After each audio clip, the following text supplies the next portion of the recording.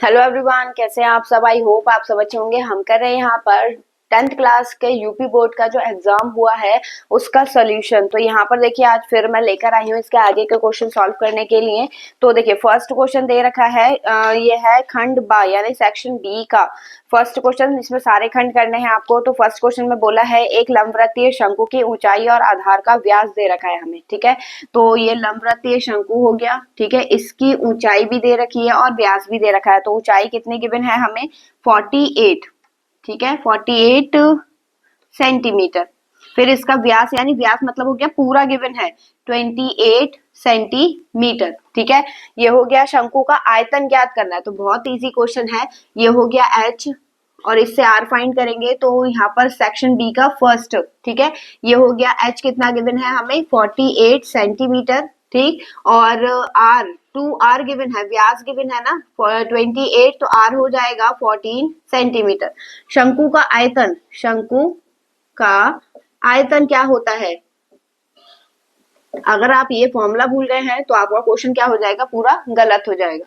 ये होता है 1/3 पाई आर स्क्वायर h। बस इसमें वैल्यू पुट कर दीजिए। तो 1/3 इंटू 22/7 इंटू 14 इंटू 14 इंटू 48, ठीक है।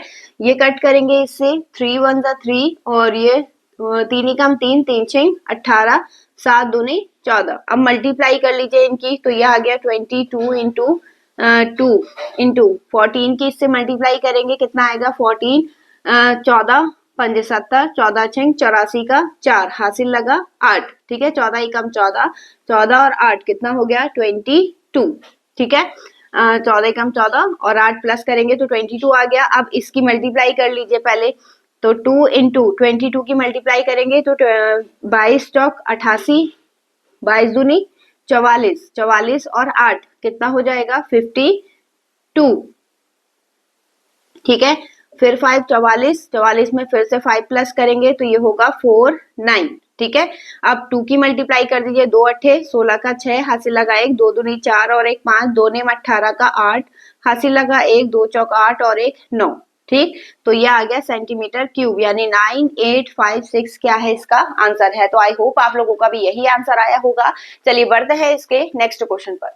देखिए इसका नेक्स्ट क्वेश्चन दिया है अभाज्य गुणनखंड विधि द्वारा 96 और 404 का एचसीएफ फाइंड करना है सिर्फ। तो पहला नंबर हमें क्या गिवन है 96 और दूसरा 404। तो 96 के पहले फैक्टर कर लेते हैं। यहाँ पर फैक्टर भी मेंशन करने पड़ेंगे आपको। तो 2 अट्ठे 16, सॉरी 2 चौक 8, 2 अट्ठे 16, फिर 2 से कट करेंगे 2 दूनी 4, 2 चौक 8, फिर 2 से कट करेंगे 12, ठीक है। 2 6 और 2 तिया 6, फिर 3 से कट होगा ये, ठीक है।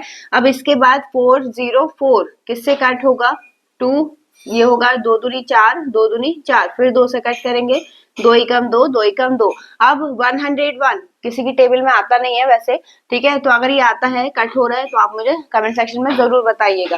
फिलहाल यहाँ पर 96 के जो फैक्टर आ रहे हैं वो है 9 वो 2 into 2 into 2 into 2 into 2 into 3 और यहाँ पर 404 के क्या आ रहे हैं 2 इंटू 2 इंटू 101। अब एचसीएफ क्या होता है जो दोनों में कॉमन आए, ठीक है। तो ये दोनों कॉमन आ रहे हैं तो एचसीएफ हो जाएगा इसका 2 इंटू 2, लिखा दोनों को एक ही बार जाएगा तो एचसीएफ आ गया इसका 4। तो आई होप आपका यही आंसर होगा। चलिए बढ़ेंगे इसके नेक्स्ट पार्ट पर। देखिएगा यहाँ पर क्वेश्चन नंबर 3, इसमें दिया है बिंदुओं 1 -1 और 7 और 4 -3 को मिलाने वाली रेखाखंड। तो देखिए 2 पॉइंट दे रखे हैं, ठीक। यहाँ पर मैं डायग्राम बना देती हूँ। इसको ए पॉइंट मान लिया, इसको बी पॉइंट मान लिया और बीच में ये डिवाइड हो रही है कहीं पर, इसे सी मान लिया हमने, ठीक है। इसमें दिया है पहला पॉइंट -1 और 7 और ये दिया है 4, -3। हमें इसके निर्देशांक फाइंड करना है। क्या बोला है इसमें, क्या अनुपात में 2:3। तो ये है 2 और ये है 3, ठीक है। के अनुपात में विभाजित करने वाले बिंदुओं के निर्देशांक ज्ञात करने हैं। तो ये निर्देशांक ज्ञात करेंगे, ठीक है, ये वाले। तो यहाँ पर x1 y1 क्या दिया है हमें -1 और 7, ठीक है। x2 और y2 गिवन है हमें y, -3, सॉरी 4, -3 और m1 m2 क्या गिवन है 2:3। अब x और y के कोऑर्डिनेट इसके निर्देशांक ज्ञात करने हैं तो फॉर्मूला क्या होता है x1 m2 plus m1 x2 upon m1 plus m2, ठीक। और दूसरा y1 m2 plus m1 y2 upon m1 plus m2, ये वाला फॉर्मूला होता है। यहाँ पर पुट कर देंगे x1 यानी -1 into 3 plus 2 into 4 upon 2 plus 3, ठीक है। फिर कॉमा दूसरा क्या है y1 यानी 7 into 3 plus 2 into -3 upon 2 plus 3, ठीक है। अब इसे कैलकुलेट कर लीजिए -3 प्लस 8 अपॉन 5, यहाँ पर 21 माइनस 6 अपॉन 5। अब यहाँ पर क्या बचा 5 अपॉन 5 और यहाँ पर 15 अपॉन 5, ठीक है। कट करेंगे 1 और कट करेंगे 3 तो आंसर क्या आ गया इसका 1,3, यानी जो हमारा बीच में पॉइंट है सी उसके निर्देशांक क्या आ रहे हैं हमारे 1 और 3 आ रहे हैं। तो आई होप आपके समझ में आया होगा। चलिए बढ़ते हैं इसके नेक्स्ट पार्ट पर। देखिएगा इसका फोर्थ पार्ट दिया है साइन अल्फा। साइन अल्फा की वैल्यू दे रखी है हमें, यदि sine alpha is equal to 1/2 और cos alpha is equal to also 1/2, ठीक है। तो ए प्लस बी का मान हमें बताना था, अल्फा प्लस बीटा का, ये क्या होगा ये बताना है। तो देखिए आपको बताया था कि साइन में दे रखा है तो साइन में चेक करिए 1/2 किसकी वैल्यू होती है, तो ये होगा sine alpha is equal to sine 30 की वैल्यू होती है। अल्फा की वैल्यू कितनी आ गई 30 डिग्री आ गई, ठीक है। फिर इसके बाद कॉस अल्फा दे रखा है तो कॉस अल्फा में किसकी वैल्यू होती है, ये कॉस 60 की, ठीक है। तो अल्फा इज इक्वल टू कितना आ गया 60 डिग्री। अब हमें फाइंड क्या करना है अल्फा प्लस बीटा, तो अल्फा प्लस बीटा क्या हो जाएगा 30 plus 60 is equal to 90 degree, ठीक है।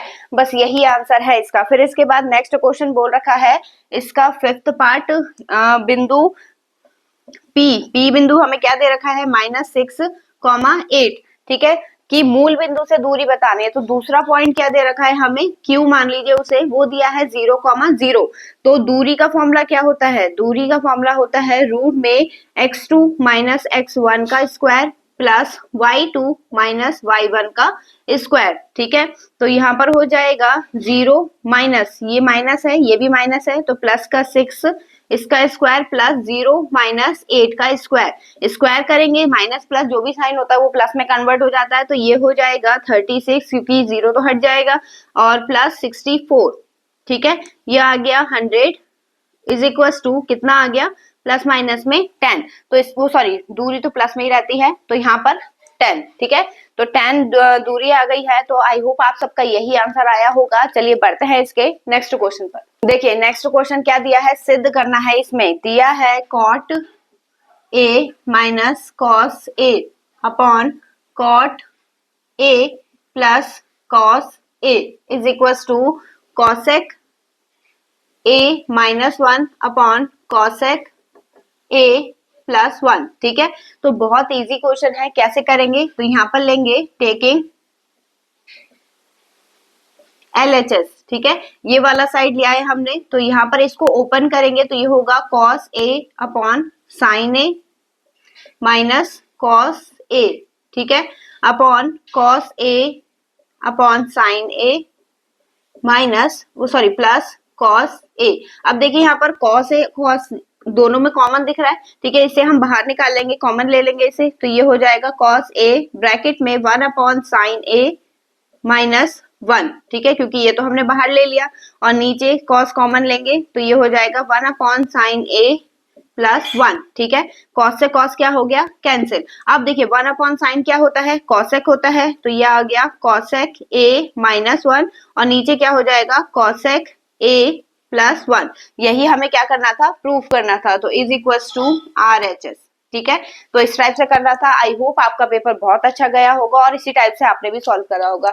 अब मिलते हैं इससे नेक्स्ट वीडियो में नए क्वेश्चन के साथ, तब तक के लिए धन्यवाद।